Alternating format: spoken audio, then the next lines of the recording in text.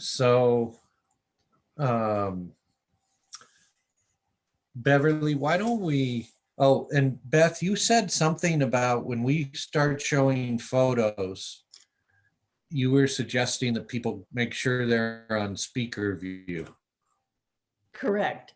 Because the photos will be much larger if you move to speaker view. And as a reminder, at the top of your screen, on the top right, there's a button that says view. And if you switch from gallery, click on speaker, it will make whoever is talking their screen much larger. There is another way to do it. Who's going to be sharing the screen? So we don't have the photos scanned. So I'm just gonna put them on the camera. Oh, so Like- they're going to be yours? Yes. Okay. So I was just saying another way to do it is to pin your screen. And the way you do that, you just go to your little box, and in those three little dots, click on that dot and you pin your screen, then your screen will stay dominant. The only problem with speaker view is that way, if other people cough or do anything else, then it'll shift to their screen. If you pin it, it'll stay on your screen. Okay. I'm on an iPad, so I don't have that pin. Oh, it may be different on an iPad, yeah. Okay. Well, let's get started. So, Beverly, I know your family is in Oklahoma. I mean, your extended family. Yes. So tell us about how did you get to New Mexico? Why did you end up in this part of the world? Well, my father worked for the Bureau of Indian Affairs for 41 years. So we moved around a lot. He was transferred a lot all over. But the first home I remember is Tuba City, Arizona, which is about 70 some miles north of Flagstaff. And I lived there until I was just starting second grade. And then Dad got transferred again, of course. But that's the first home that I remember. And where were you born? I was born in Fort Defiance, Arizona, which is up a little northwest, I believe, of Window Rock. And I don't remember that at all. I don't remember that home because I was about 1.5 years when we moved to Tuba City. My dad got transferred again, and we lived in 3 different houses at that point. My brother was born in Tuba City in 1944. And I remember when the war ended, because at the power plant, they blew the whistle for 5 minutes, 5 minutes solid. So I actually remember that in Tuba City. We attended a church there. It was the Tuba City Presbyterian Church, and that's where I was baptized by Reverend Carl Higgs. I don't know why I remember the name, but I do. I don't remember what he looks like. But that's where we went to church. My mother was born and raised Presbyterian. My father was born and raised Methodist. So we had a little conflict there, but Dad always didn't go to church with us. Well, and I'm gonna put up a photo now. You all can see that. Mm-hmm. So, Beverly, can you, in this photo, this is your mother. Yes, that's my mother. So they're on the left side of the screen. Yes. And above her, who's that?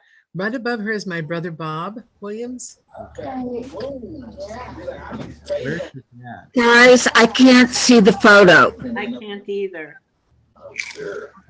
That's No. why I suggested pinning, because if you're only on speaker view, the person that you have to see has to be speaking. Oh, Got it. Let me try something else. How are you?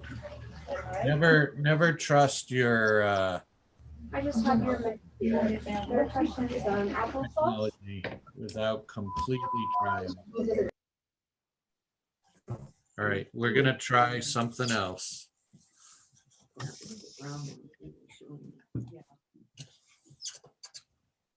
So you can see Beverly now, correct? Yeah. Yes. Okay.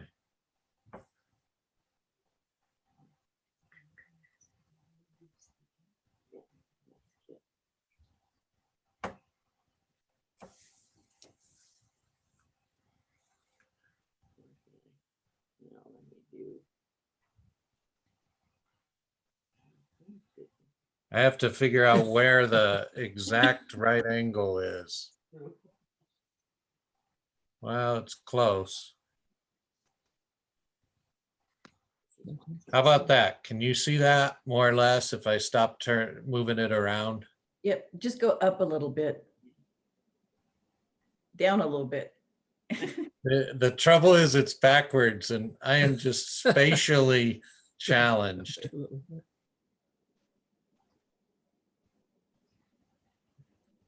Okay. There you go. So of course now Beverly can't I see can't it. see it. Okay. I'm sorry. This is not gonna. I can tell you who the people are if you're looking at it. All right. We'll try one more thing.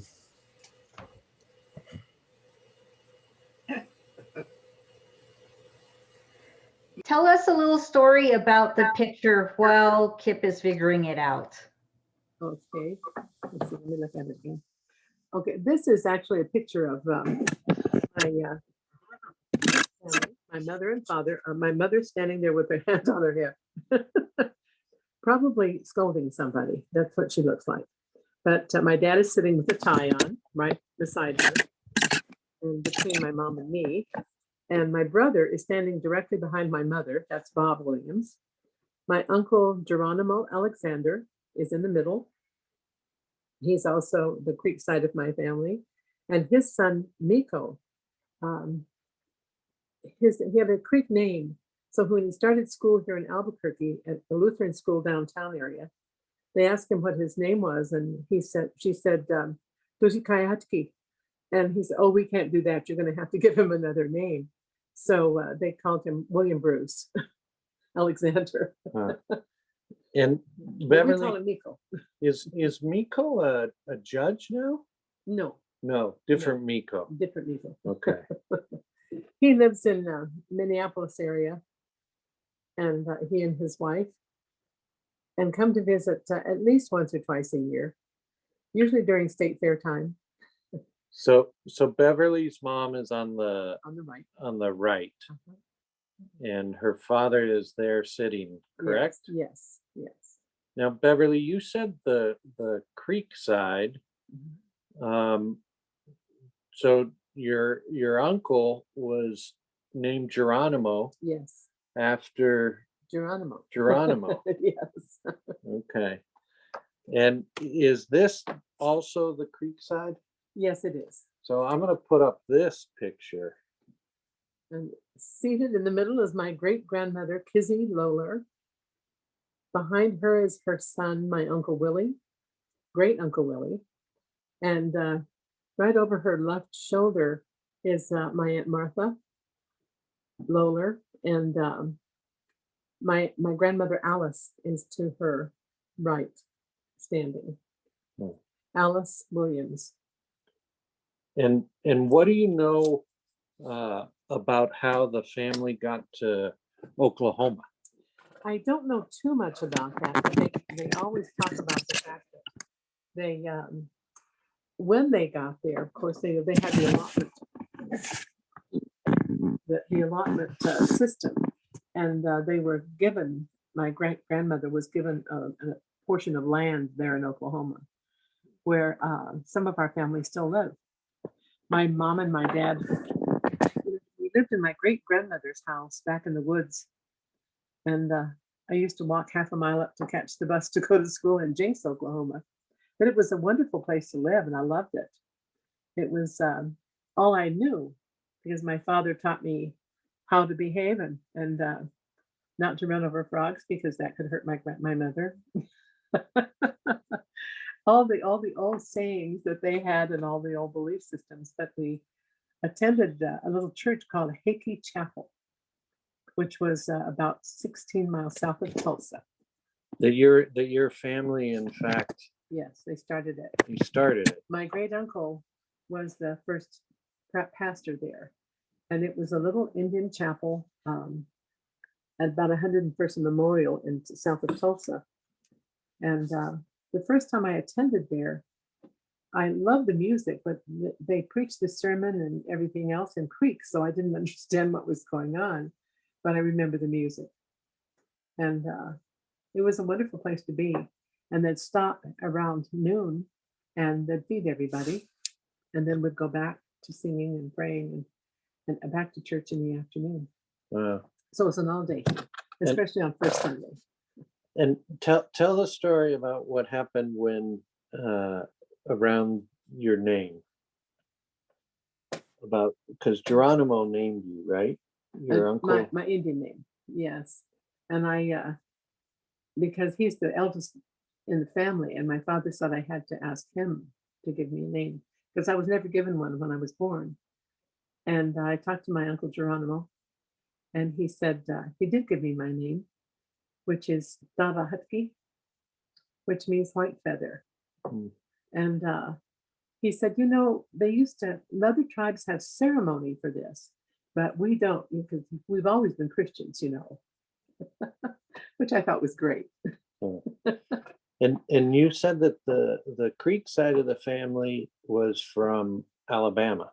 Yes. Well, the Cherokees were from probably that area too, because some of the Cherokees went to the Carolinas in that area, Right. and others were moved in the Trail of Tears to what became Oklahoma.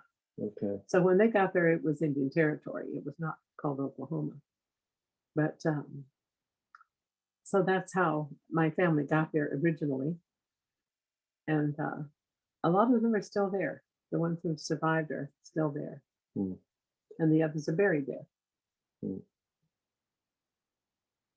And Beverly, the story you told me about your dad and sort of his educational journey.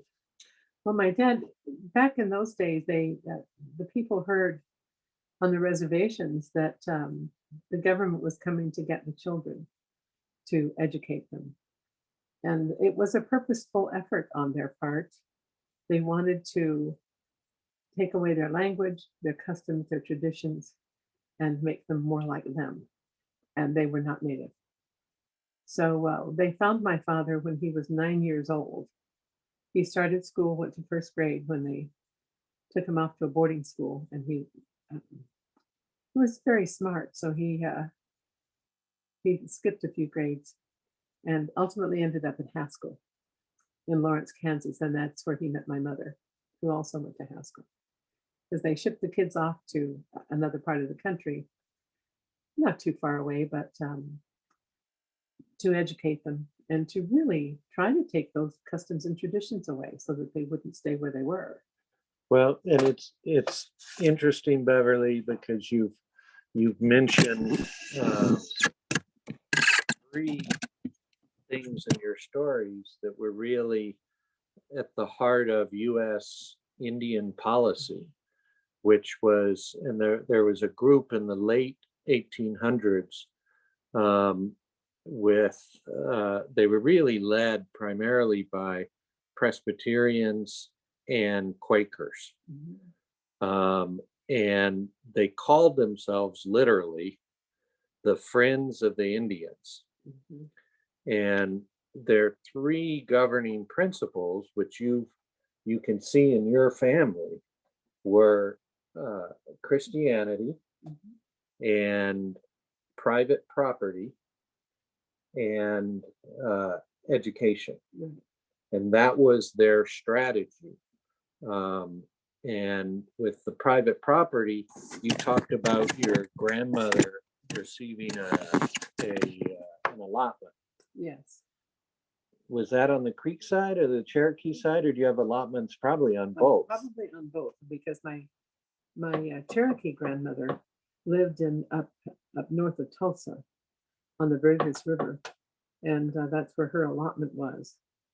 And she and her husband farmed the land, and they had 10 children. My mother was one of the 10. 9 survived to adulthood. One baby died in infancy. But that's where they stayed, and kind of migrated down and ultimately to Tulsa area. And that's where some of them still live today. Oh. So are my cousins. But my creek side, my great grandmother inherited or was allotted land south of Tulsa, 16 miles south of Tulsa, in that area where some of my Creek relatives still live. And Is this the creek side? that's some of the family who went to the Cherokee Chapel, which was a little Methodist mission church where my great uncle was the first pastor. So I love this photo, so I want to put it up. So this was primarily Creek folks Yes. in Cherokee Memorial Chapel. That's right. Okay. That's right. One of the things that happened with the Friends of the Indians is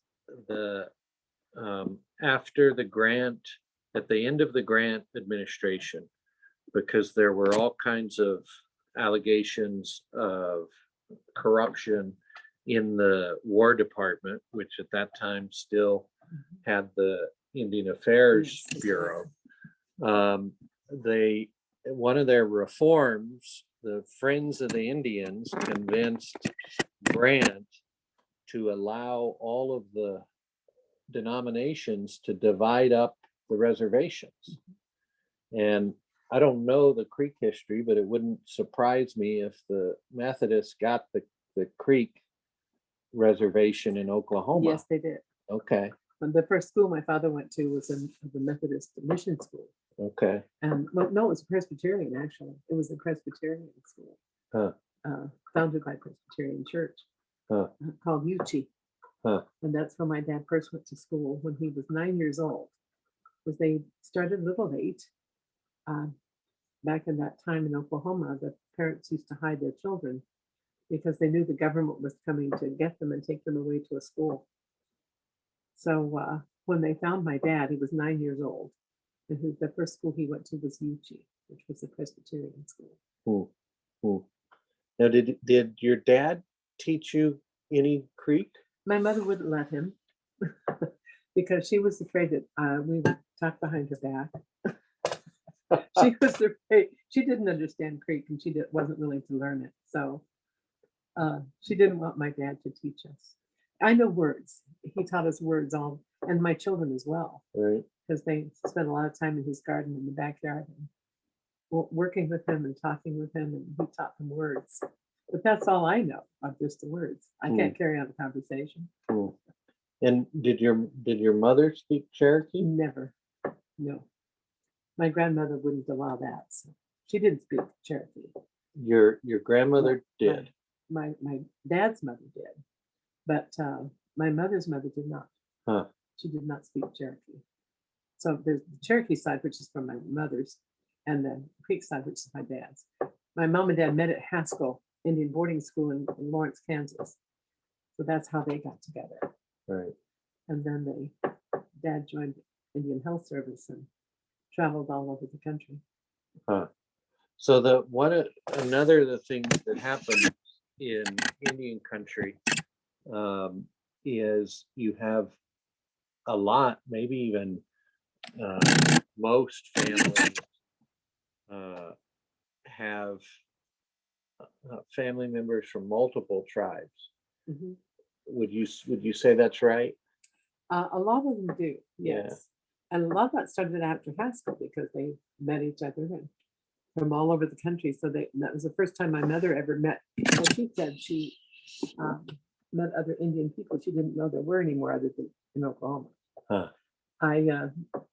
In my job, I worked with Indian Health Service for, 10 years. And in my travels, I traveled a lot, going to various Indian communities all over the country. I told her I was going to Narragansett, Rhode Island. And she said, well, what's there? And I said, the Narragansett Indian Nation. And she said, I've never heard of that. She had never heard of the Narragansetts and the Pequots and up in the northeast part of the country. She had never heard of them. Huh. So not even at Haskell. She met a lot of people there, but she didn't hear of them. Now, tell us a little bit about your own education in your experience. My education. Did you ever go to boarding school? I never did go to boarding school. They made sure I didn't. Huh. My parents did not want me to have to experience what they did. So they made sure that I always went to a public school. Even in Kings Canyon, Arizona, there was a public school. Huh. And in Tuba City, and somewhere I have a picture of the steps of that, standing there with my teacher. Huh. And my mother wanted me to look different than I did, so she permed my hair and it was all over. She didn't want me to look Indian. Huh. But it was an interesting, interesting experience, and that I met so many different people, which was great. I loved it. My best friend in Tuba City was a girl named Evelyn Yellowhair, and we did a lot together. We kind of traveled, we walked all over the place in Tuba City. It was such a small community that you could do that, and even at a very young age. I have to tell you a quick story.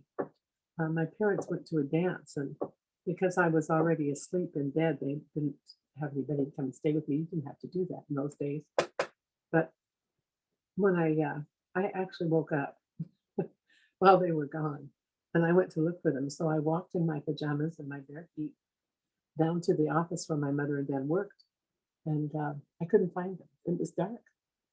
There was nobody there. The lights were off. There was nobody there. So I walked back home, and they knew that I had taken a trip during the night because the bottoms of my pajamas were wet and kind of dirty because it was dewy, and they asked me where I went, and I said, well, I went to find you. But I was very brave, and you could do that, and it was a safe community. Hmm. But they knew I had been out wandering around because of the state of my dress, and fell asleep in the living room chair. Hmm. It was a wonderful experience. I love living there. Hmm. And in the other communities, but then we started moving to bigger cities, and I didn't wander around so much. Hmm. So what cities did you live in? We lived in from Tuba City. That was the first home I remember, and then from there we moved to Gallup for a little stint because Indian Health Service transferred my dad again, and we stayed there for just starting second grade and a little part of second grade. Then we moved to Tulsa, Oklahoma, another transfer, and we lived south of Tulsa in my great grandmother's house, and 16 miles south of Tulsa, which is now a housing development. Last time I was there, I looked at it. But we moved a lot. We lived there for a couple of years, and then we moved back to Kings Canyon, Arizona, and then back to Gallup again, where I attended high school, my first year of high school. And then we moved to Albuquerque, and we've been here ever since. Hmm. Hmm. So it was a lot of moving. Right. And where did you go to college? And I finished high school here in Albuquerque at Highland High. I graduated in 1957 and went to university. And I was very fortunate to have won a voice scholarship, so I got to go and take voice lessons and piano lessons. wow. It was fun. And I majored in psychology. Okay. And then did you go to work for the Indian Health Service? I did later on. I first worked at the shelter for victims of domestic violence. I was a director there, and for 5 years. So that would have been in the 60s? In the late 80s? yes, early 80s. Okay. I was there until 89, and then I went back with Indian Health Service and traveled all over the country working with Native communities around issues of domestic violence and child abuse. That was my career move at that time. And I love working with the people all over and looking at how they address the issues. And we hopefully got to see them building programs that they didn't have before. What did you like about so much about the work? Working with women and children primarily, and helping them to understand that no one deserves to be better, and that they had a right to say no, that they had a right to live lives that were free of that kind of violence. And it was a wonderful opportunity, and I hope that I was able to help a lot of people.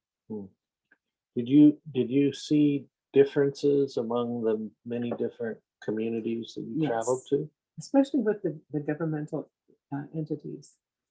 They were not willing to make strong enough laws because sadly, some of the abuse is coming from some of the elders in the community and the government officials or the tribal officials.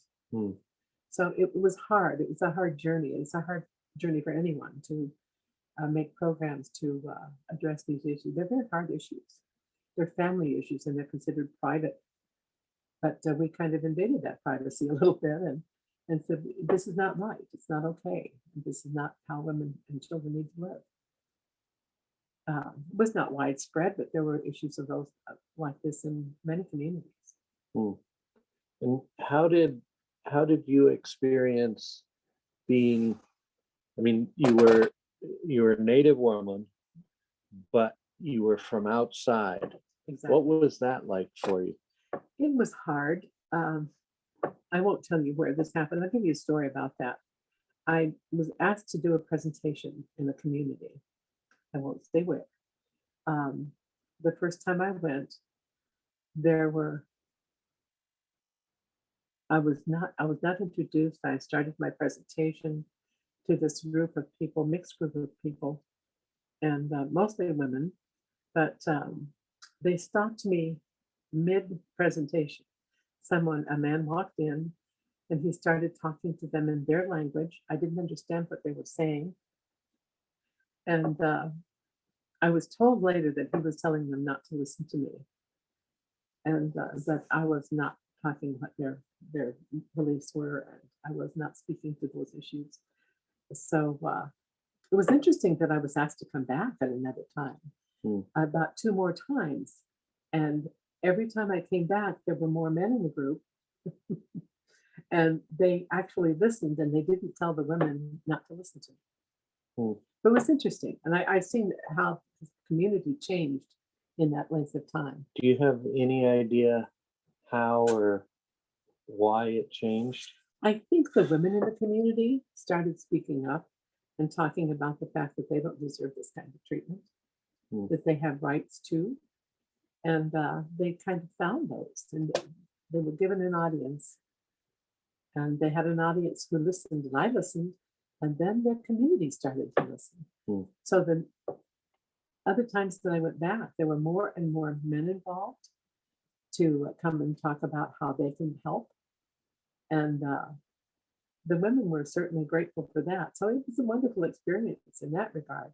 But it's hard work changing the community's thought system. It's really hard to change what they've been doing for generations. Did you experience different? Was it different for you when you were meeting and speaking with a group of? There was a mixed group of men and women versus all women, and if so, how? I noticed that there were more men coming in, but I still gave the same kinds of presentations that I always have. I didn't change it to any degree because they needed to hear the words. They needed to hear what was going on and what they needed to change in their communities. And I really told them, if this is happening, how is it benefiting you? I would ask them the questions. So they would have to search their memories and their experiences and try to find any benefit. And they really couldn't. So they said it kept women at bay, it kept women in their community from participating.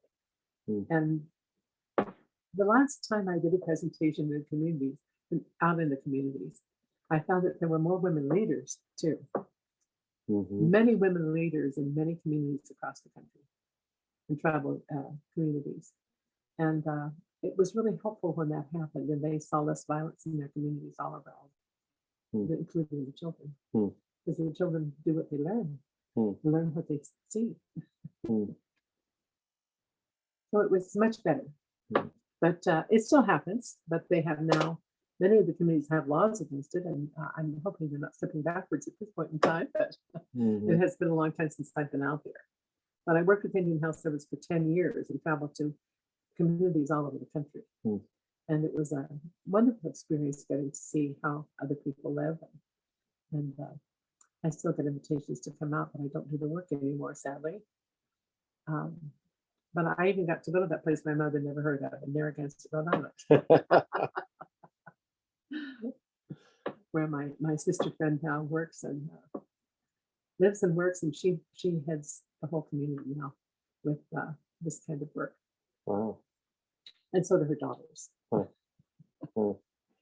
Now you told me a story this morning that I thought was interesting about your mom and dad and you when you went to church here in Albuquerque. Yes. We went to Emmanuel Presbyterian Church. My mother had looked around and found the Presbyterian church here. So we started going to Emmanuel, and my dad would take us and drop us off at the Emmanuel, and he'll go around to the corner to the Methodist church, which is no longer there, sadly. I know our dad would have been very sad to see that church gone. But he would not go with us because he was a Methodist. I don't know why.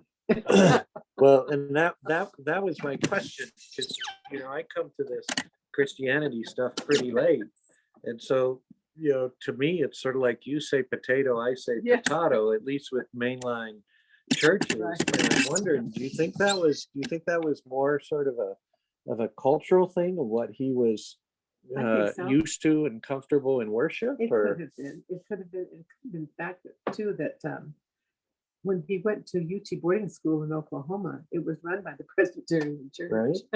Oh, And my father didn't speak English when he started school. He was treated pretty bad. was he? Yes. I went to a community. We got asked to come to the community to do some work. My friend and I from Indian Health Service traveled to Oklahoma. And in this government building, which is now used as his administration offices, there was a basement. And in the basement, there were little cells for children's size. And if the children did not speak English, if they spoke their own language, they were often put in those little cells. Wow. And that I was just appalled by that, even that thought, that it was hard. And I said, I'm so sad that my dad had to go through that kind of treatment just to learn English, because my father didn't speak English when he first went to school. And he spoke Creek only, as his mother and grandmother and other relatives did. But he was 9 years old, so he was a little bit older. And he was very angry about it. And I don't know if he ever forgave the Presbyterian Church, because he would drop us off at Emmanuel and he'd go around the corner to the Methodist Church. But the Presbyterian Church in Oklahoma at that time is the one that started that boarding school where he attended. And the old Albuquerque Indian School was also initially it was started as a Presbyterian That's right. School, and after a couple years it changed to a bureau school. Yes, it did. My dad worked there when it was BIA. Okay. He was the administrative officer at the Indian School. Oh. And I worked there just for 9 months as a short-term contract person in the SHARP lab, which is Special High School Academic Reinforcement Program. Wow. And that's helping kids to read who were slow readers. And we did some exercises with them. It was a wonderful experience for me. I love the kids. So Michelle's dad, I think Michelle's on here. I saw her initially. I don't know if you remember Michelle, but Hi, Michelle. your dad got to know the one of the guys at Michelle's dad was somebody who would talk to anybody Mhm. and just loved to make relationships. And he got to know the guy who ran the boiler, Oh, and they had a big central boiler underground that pumped steam all over that complex. And mhm. if you all who are newer to Albuquerque, basically all of that land that's across the street from the Indian Pueblo Cultural Center was the Albuquerque Indian School, Yes. where Beverly's dad was the administrative officer. But Michelle's dad knew the guy who ran the boiler, and he took him down into that space once. And when kids would get punishment, they would send them to him. And the idea was they would help to load the boiler and keep it running. But he would also let them draw. And so on the walls all around the boiler were my father-in-law said these incredible drawings that were had been produced by these kids who were in, and it's really interesting. You know, the author Louise Erdrich. Oh, yes. So she just, one of her books just came out in paper book back, and so I heard an interview with her, and she was talking about how, you know, sometimes the non-Indian world thinks that the boarding school experience was all the same for everybody. And for your dad, it sounds like it was sort of that image that we have. But I've heard stories from folks, because a lot of Laguna folks where I work went to school at the old Albuquerque Indian School. And a lot during the time that your dad was probably the administrative officer. And a lot of those folks have stories, they think about it very fondly and very differently. And as you're telling me this story, I'm thinking, you know, there's no doubt that the people who came to run the Albuquerque Indian School had their own experiences that they had learned from, and that it wasn't the same kind of sort of unadulterated horrors and difficulties that there was, especially as it became Indian run. Does that make sense to you? Do you It think? makes a whole lot of sense, Yeah. yes. Because I think there was more, certainly a different viewpoint from people who had been in boarding school, as Right. my father had. And I'm sure some of you who like football remember a football player named Rabbit Miller. Louis Miller lived here in Albuquerque. And, He was one of my Yes. father's closest friends. that's right. And my dad's, you know. Wow. And Mamie Weller, his wife, Right. was my mother's roommate at Haskell. Huh. So we had close connections with that family as well. And Louis Weller ended up one of the very first native architects, that's right. and was a friend of Michelle's. Oh, yes, yes, I remember that. Yeah. And his brother and Sister Faye. Remember them all. But it was, we often visited with them and talked with them Huh. a lot. Even when we lived in Gallup, we'd come up here and talk with them. Well, in Indian countries like that, Yes. these connections, because it's a relatively small Exactly. community. And with life experiences in their background as well in boarding schools and other things, they've certainly bonded around some of those issues. Yeah. So it's long-term friendships Yeah. and support for Right. one another. I want to ask one more question, and then I imagine folks may have some questions that you'd like to ask. And so if you do, we'll we'll spend some time doing that. My question is, what do you think the relationship is between boarding school experiences and the kind of family violence and domestic violence that you worked on for a decade? Oh, gosh. Do you think there is one, or? Well, if there is, and I don't know all of the experiences of all the people, but I think because of the closeness of the kids in boarding school, growing up from a very early age, often. Like I said, my father was 9 when he was sent off to boarding school. Many other children were 3 years old. The youngest people to go to house school were 3. 3 years Can you old. imagine being taken away from your mother at 3 years old, taken away from your family? And because they had to educate them, they wanted them to be totally different than the people who were working with. These schools were not run by Native people. Wow. And Pennsylvania was one of the biggest efforts. Yep. In Carlisle, Pennsylvania. Mhm, that's right.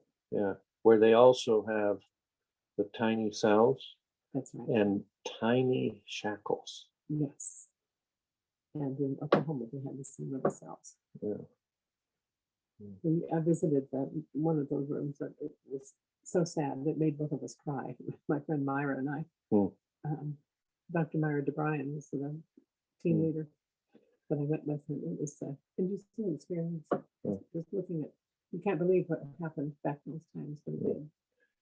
I do want to show one other set of photos before I take questions.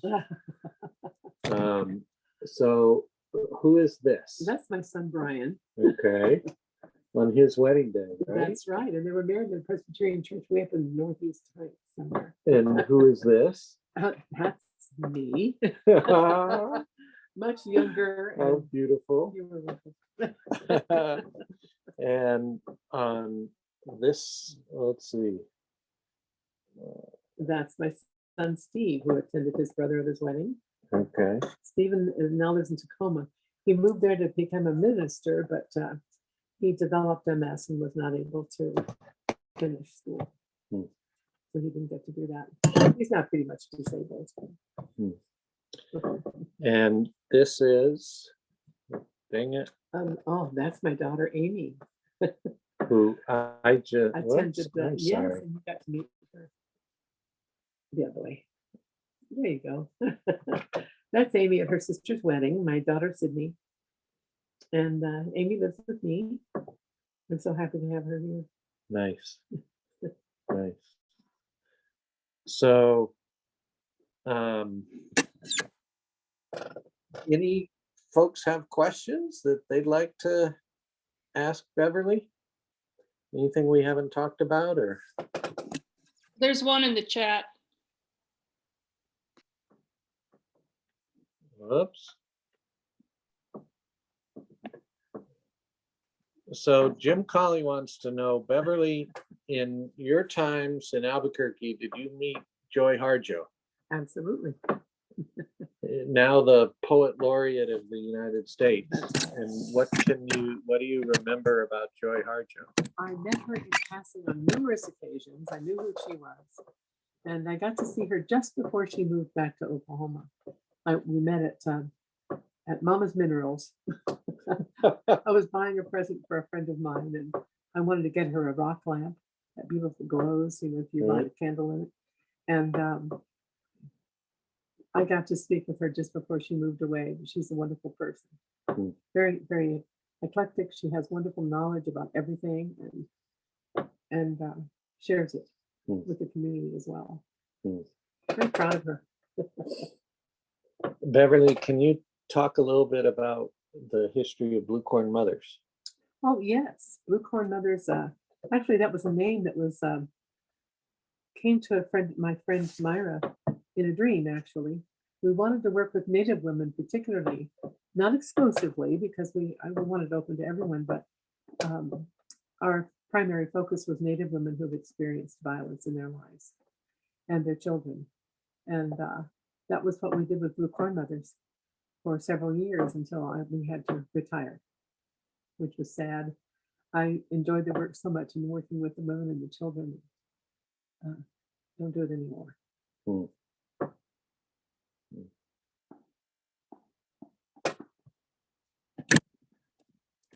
Other questions?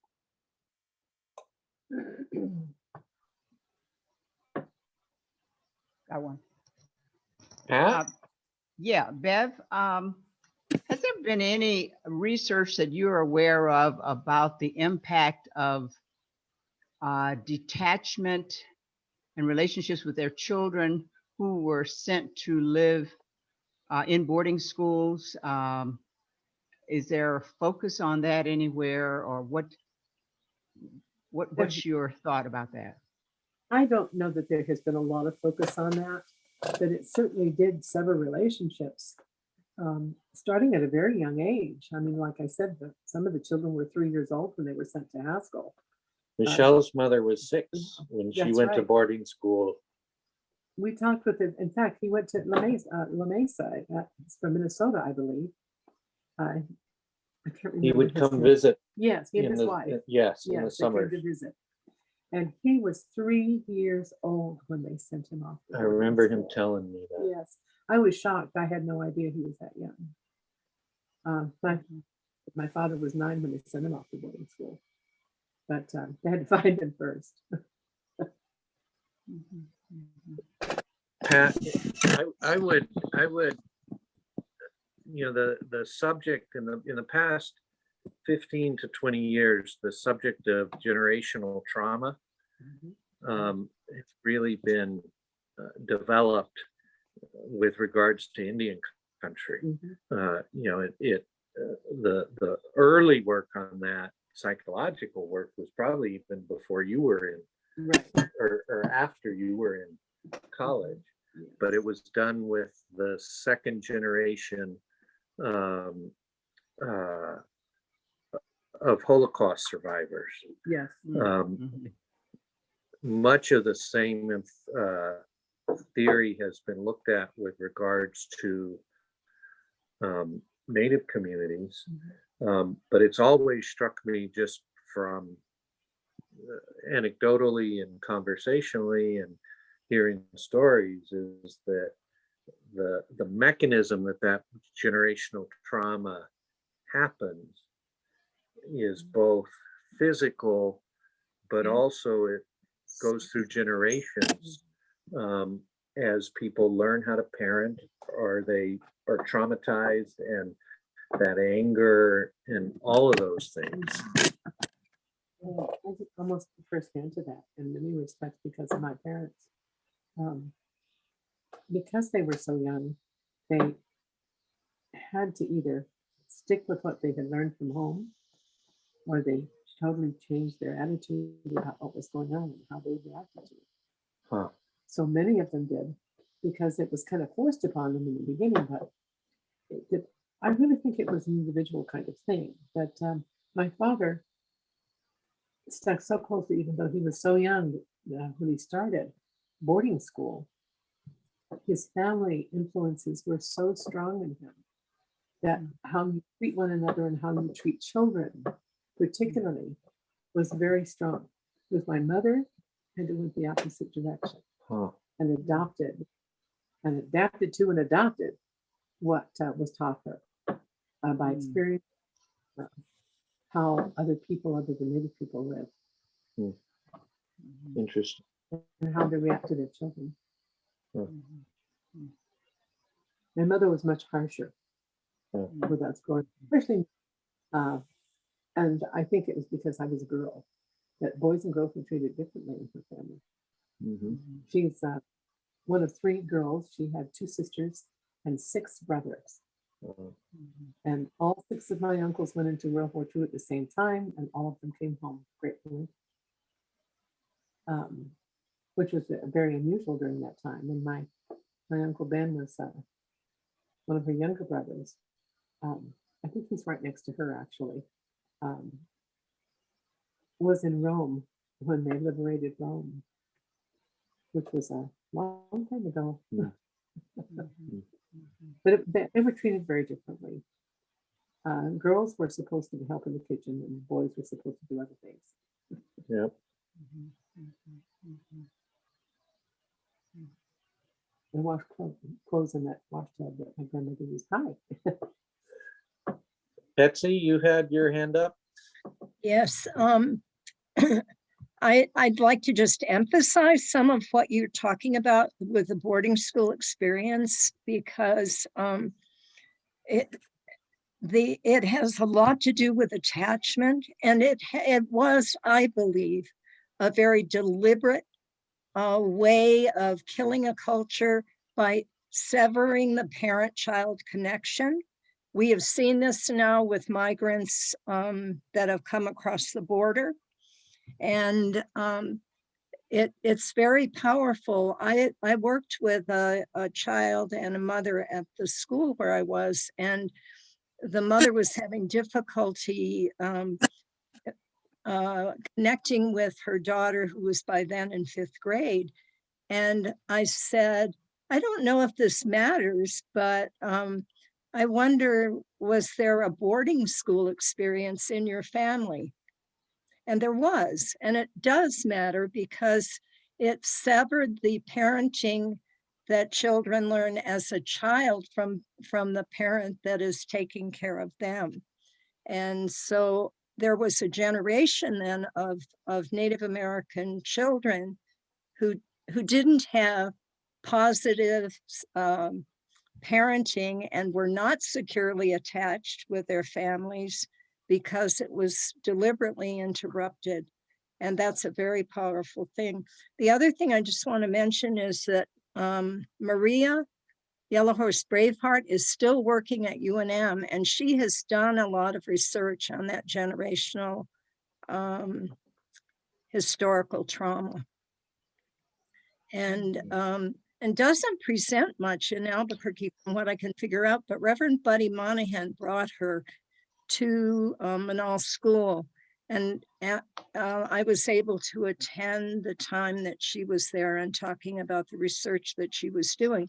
She also developed ways of intervening with historical trauma, which she used when she worked with tribes.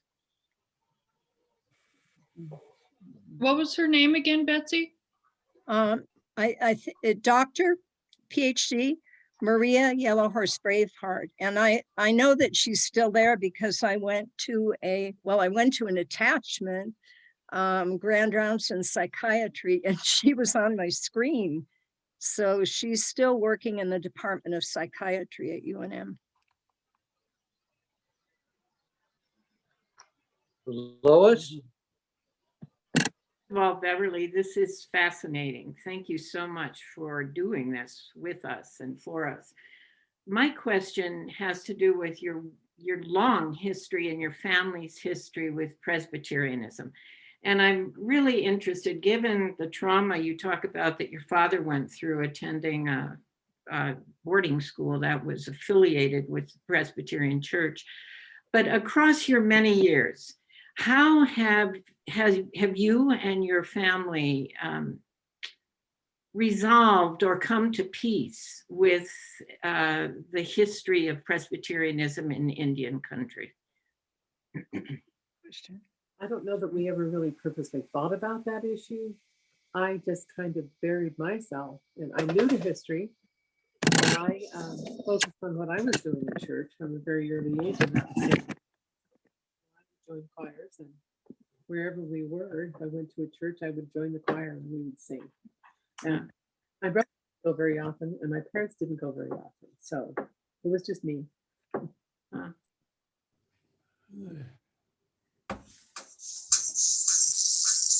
Denise?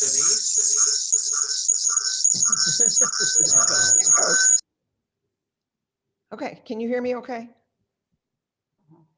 Yes. Okay, I'll make this short. The family rumor on my mother's side of the family was that my great-grandmother, we called her Granny Vanny, great-granny Vanny, was Chickasaw. My grandmother was born in Indian Territory, and there's a lot of the numbers and the dates that fit, that she was on the Trail of Tears, that came, she was, her background, great Granny Vanny's background was Georgia, came across, wound up in Indian territory.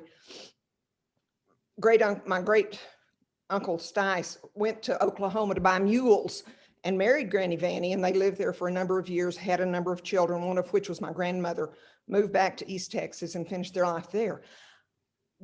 Bev, this inspires me to try to learn more about that side of the family, because it was always just a family rumor.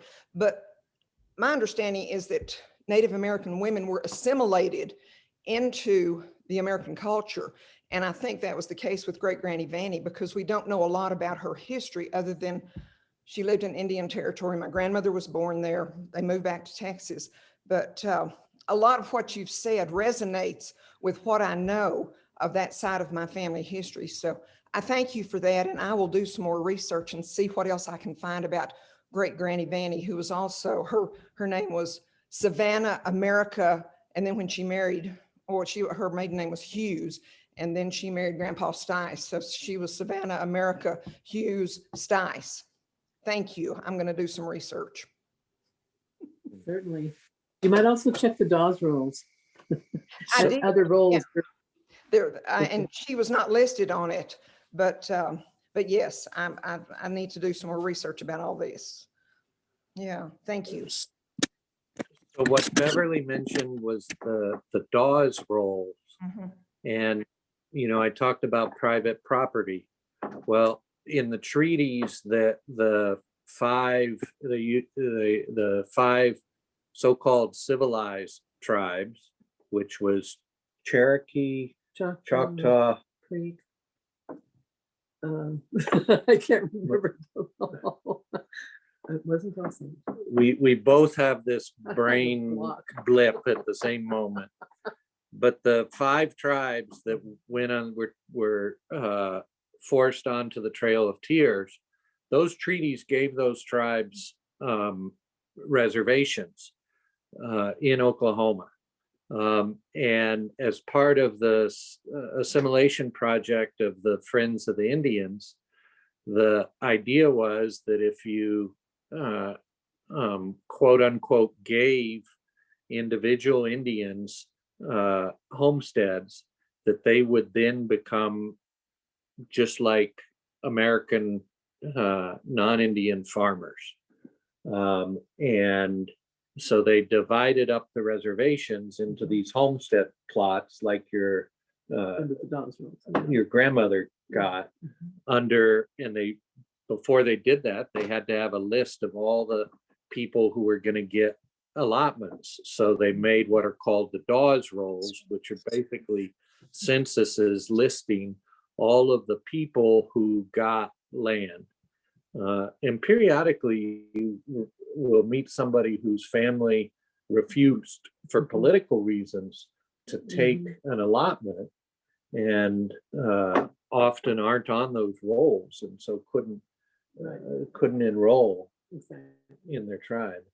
There's also the Guion Miller rolls too, which is a different roll. And I think some of the Carolinas have people from there, Cherokees from North Carolina. Right. Ella Joan, you had your hand up. Yes, I was quite struck by that children taken from their homes and put in a boarding school miss the parenting and the loving of Native American families. Were there any Native American people at the boarding school that could bring that sense to these children, or were they cared for and taught all by white people? In the beginning, all by. Now you will look at boarding schools across the country where kids still live and during the school year, because of the distance going to school, but it's different now. But it used to be that they would really try to make them into little brown people. And that was the goal, to really totally influence them away from their original family values and something totally different. And there were also, you know, boarding schools. The first boarding school in Carlisle, Pennsylvania. Now, correct me if I'm getting any of this history wrong. but the first one was probably 1880. And previously it had been a internment camp, and they turned it into a boarding school. Yes. But then you had boarding schools, you've had them ever since. And so they have gone through stages. By the time your dad was the administrative officer at the Albuquerque Indian School, the majority of that staff was Indian. Yes, that's right. And just a couple of days ago, I was talking to the governor of Laguna, and he was saying how when he was in boarding school, the nurse was Laguna, and she would comfort all of the, she said, we always knew we could go to her. And so there, within these institutions, there have always been a real diversity, I think, of the people that were in them. And Native people made their own space to love and to connect. Exactly. I have to give you a funny story about Bob Bennett, who was the first Native person to be director of Indian Affairs, came to visit Albuquerque many years ago now. And he knew my uncle Geronimo Alexander. And he said, he was giving his speech, and he said, remember, Geronimo, when we, after we would go to bed and lights out, there were lights out, would sneak out of the dormitory and go down to the old, I can't remember what it was some area away from the school. And he said, and would, in secret, would have a stomp dance. So they would try to nurse themselves in that regard as much as they possibly could without getting in trouble or getting kicked out. The man seated is Yes. is Beverly's Uncle Geronimo, Yes. and the man standing is Bob Bennett, who I think was Oneida. Yes, he was the first Native man to be director of Indian Affairs. Yeah, back in the Washington. 1960s, Yes. and he actually started UNM's pre-law summer institute back in the 60s. Wow, that's right. I have something to say about Well, Susan Boulay also has a question in the chat. Go to and Susan.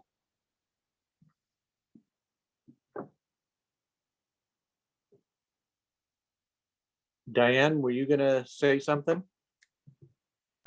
well,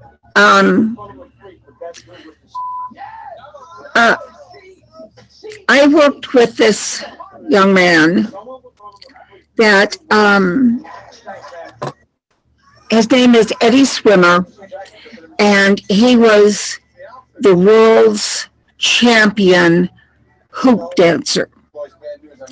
When he was very young, he was put into a boarding school, and there was a few visits with his family, but it was not real popular, and he didn't feel like he couldn't relate to his family and Pueblo people. He was from Window Rock, and he said that, after being in boarding school and then going on to the reservation, it just seemed so strange to him that, their type of living, their language, everything, until he was, I think he said he was 11 or 12. And one of his cousins started teaching him some dance movements and how to dance. And that captured his attention. And then he started asking more questions about the culture, the Indian culture.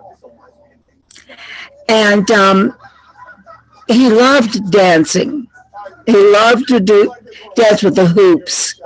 And there was a American Indian company that gathered up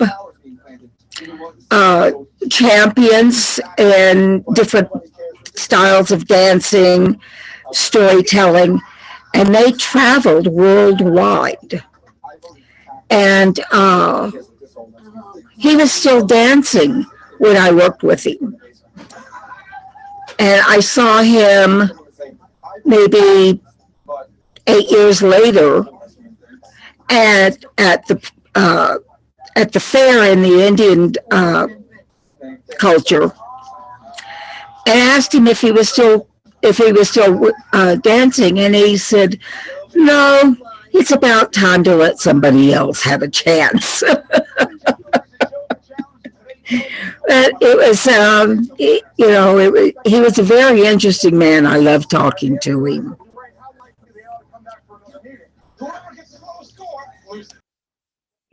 Susan, did you have a question? Yeah, I'm just wondering, what the role of where Manal School fits into this history, and was it part of the Friends of the Indians? Was it one of their initiatives? I don't know much about the history of Manal School, but I'm guessing it has a place in this bigger story, and I thought somebody might be able to share a little bit of that. Jim, do you know anything about that?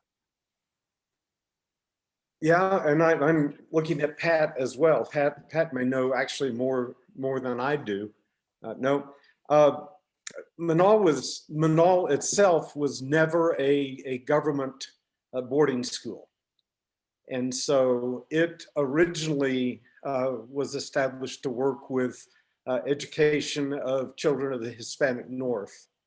And by the time Native Americans began to come, it was not it had already established a familial kind of pattern that avoided, I think, some of the real abuses that happened in government boarding schools, but was never part of the federal program to stop the Indian culture and to create a whole new world.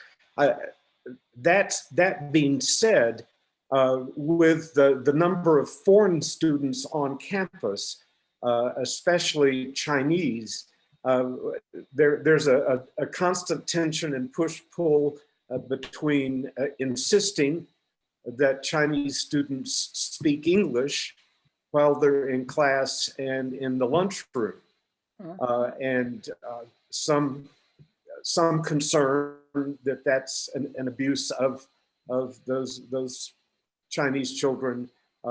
It's not a requirement in the boarding areas, the living areas. It's not a requirement after school or before school, but it is expected that English is spoken within the classes and within the academic format that includes lunch. So, there's always this kind of tension between language, culture, community, and what it means to be educational.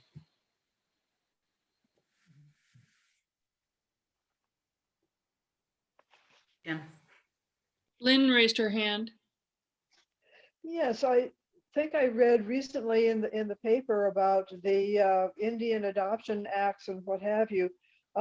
For some time, I was under the impression that Native American children were to be adopted within a Native American family, that they were given very high preference to do that. My understanding was that was starting to be eroded, and I was wondering if I have that right, or if anyone else can comment on that. I know a little bit about that, but the Indian Child Welfare Act was enacted to actually prevent children, Native children, from being adopted out into other families because they were often, but the preference now with the caveats included in the Indian Child Welfare Act mean that they should go to a Native family within their community first. That's the first choice. If it goes outside, they still prefer a Native family, but it doesn't always work that way. So they've never really enacted it totally. And that's probably a hard thing to do because they're all over the country, but the preference was that they try to stay within their own community.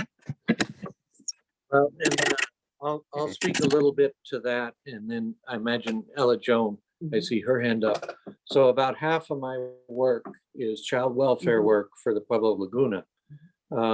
And there are a couple of things that go on. One is the Indian Child Welfare Act requires the state to make active efforts in keeping Indian families together. And there has been a constitutional challenge to that coming out of Texas, sponsored and funded by the Goldwater Institute in Arizona. And the Fifth Circuit Court of Appeals has ruled that the Indian Child Welfare Act is unconstitutional in some aspects. And there's this longtime question in Indian law of under US law, under the US Constitution, Indian status is a political status. It's not a racial status. And the challenge in Texas partly has been that, well, this treats Indian children differently and therefore is unconstitutional. And because of that, the state of New Mexico, there's an effort to adopt a state Indian Child Welfare Act. And the governor has been supportive of that, and tribes are working very hard to come up with an agreement to make sure that the active efforts standard is applied in keeping Indian families together and trying to make sure that if a child has to be placed either for adoption or foster care, that they are placed ideally with an extended family member. And if not, then with a member of the same tribal community. And if not, then with another Native family. But one of the things we run into is bureaucracy. So we have a case right now where we have a good, solid family that's ready to take an infant, but that family would not qualify through the state licensing process. And so one of the good things is that act allows the Pueblo to take jurisdiction over the case. And so we're going to, so that family can stay within that child can stay within the extended family, which might happen eventually with the state, but who knows how long that would take. Now, I know, Ella Joan, you had your hand up and you also have a lot of experience with child welfare. Well, Beverly, did you want to comment on anything Kip just said? Oh, no, go ahead. Well, Kip has added a lot more information than I would have, but what I find in New Mexico, I do adoptions of foster children, and some of them are Native American, and we're just thrilled when someone in the tribe or Pueblo can take that child and raise them. Sometimes the child is put with a foster family in emergency, a white family, because the tribe or Pueblo doesn't have anyone available. And then the child begins to bond with that family, and that becomes a real problem. I've worked with ICWA social workers. Those are social workers from tribes or pueblos who are assigned especially to take children who may be in the custody of the New Mexico Department of Children, Youth, and Families and get those children back into their culture. We did an adoption last week of 3 children who have been placed for 6 years with foster dad. And he is white. He regularly assures them, reviews their Navajo culture. The last year, they've not been out to any dances or ceremonies, but they will get back in. He will assure that their Navajo culture is taken care of. But we have to go all the way back to probably the boarding schools when we broke down the family structure of tribes and pueblos. We need to build that back up so that when we have children, usually of mothers who are in the city and not functional enough to raise their children, they're taken into custody, that the tribe and pueblos are loving and functional enough that those kids can go to a home there. I don't know if I made any sense, a little run-on sentence there, but yeah, that's what I see. And ICWA should not be struck down as unconstitutional, but I'm not a judge in that case. But you're right on that. The one thing I can't let go is that there's a direct link between gaming and the ability of tribes to support families that are struggling. And I have seen it so much at Laguna. Laguna is a small community. We have 5,000 members out there, 10,000 members total. But because they have Route 66, we have 3 social workers. And those social workers not only help the families that are experiencing challenges at the Pueblo, but they also ride herd on the CYFD social workers and make sure they're doing everything possible to support those families that are in the state system. And none of that would be possible without gaming. So, well, Beverly, is there anything else that you would like the Going Deeper class to hear from you today? No, other than the fact that I'm losing a lot of my elder family members in Oklahoma. So I'm still trying to stay very much in touch with my relatives, my cousins in Oklahoma. Some of whom still speak the language, who did learn it. I didn't, I just know words. But I would like to say to all of you in one of these words, Mado, which is thank you. Thank you. Thank you. Now, Beth, I missed the last Going Deeper class or planning session, but I know from the notes, one of the things that you all talked about was creating a little space in here for if people have prayer requests or anything like that that they'd like to mention before we go. I'd like to offer on behalf of Michelle and myself prayers of thanksgiving for Michelle's mother, who after a few days in the emergency room is home and fully hydrated, and we're thankful for that. But I wanted to allow space if there were other folks who wanted to say anything. Actually, Kip, can I add one thing? One of the things that was deeply disturbing me is wondering if the Presbyterian Church ever apologized for the boarding schools in particular. And so I did look it up, just Googling, and the only thing I can immediately find is that in an Alaskan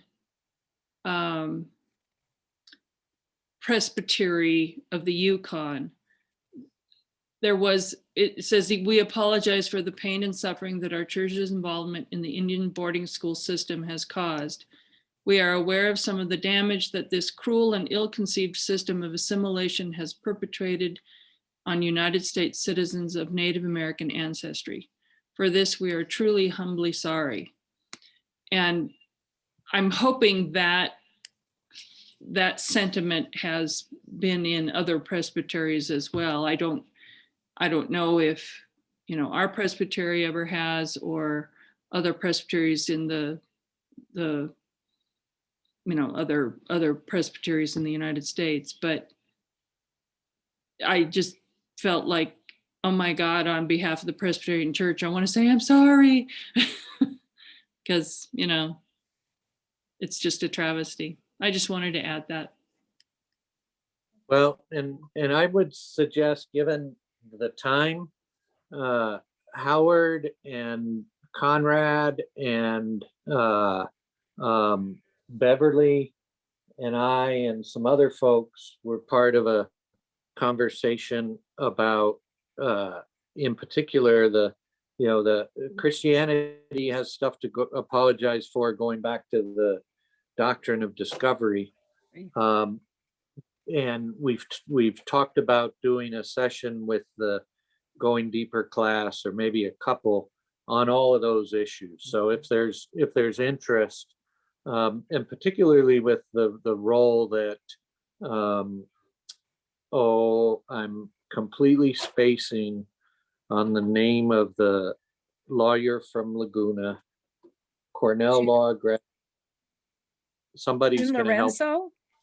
Yes, June Lorenzo, who came and spoke with the Going Deeper class a few months ago. I know June has also been a part of those efforts, and Laguna is actually the beneficiary of discussions that have gone on regarding ownership of a ranch or a camp in Laguna country on Mount Taylor. So I would suggest that if there is interest, that we do a Going Deeper class down the road just on that. And Beverly, if you'd be interested and willing to plan something, I'd be happy to help. that'd be great. So, other thoughts or prayers that folks want to express?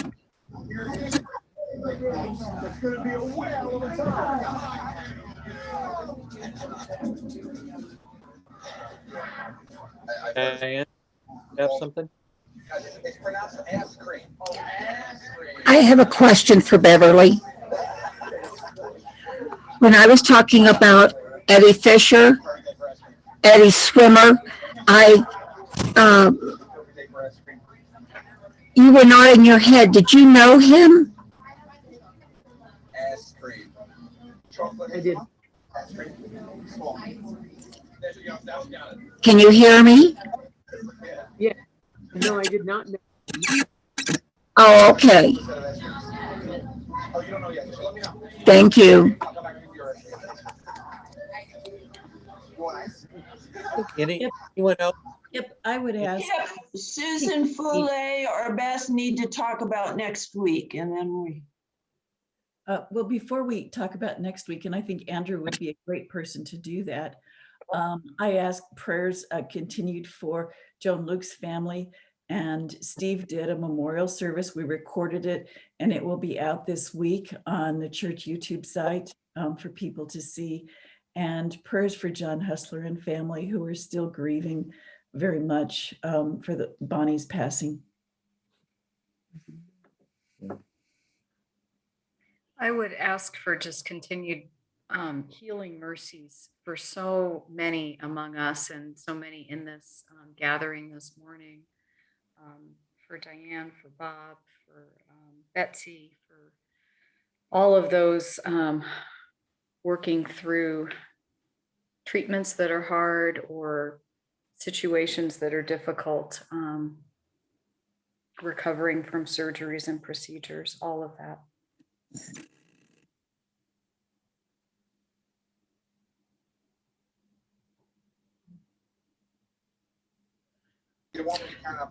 I asked for prayers for the worker here, the employee here that has COVID, that they have a very mild case and heal rapidly, and has no long-term problems with it. I don't know the person's name, so all I can give you is that they are an employee here.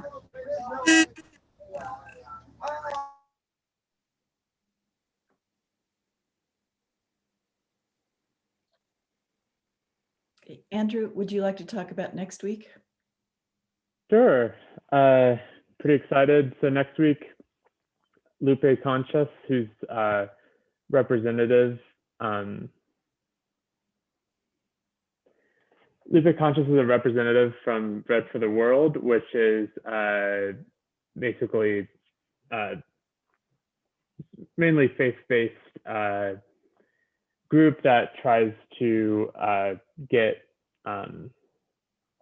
action from government to deal with issues of hunger.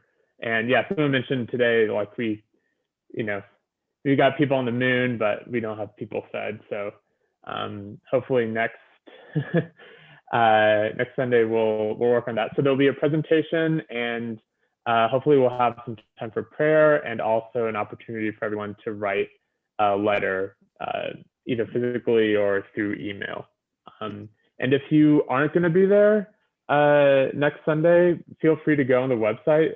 Beth set up some links on the website, and you can find information there and write a letter. And if you do write a letter before or like another time, it'd also be nice if you either emailed me or filled out the poll that's also online, just so we can use that information for when Bread for the World advocates throughout the year. Yep, and the information is at the very bottom of the homepage. So don't get frustrated, just keep scrolling down. Yeah, a few people have mentioned they couldn't find that first. Yeah.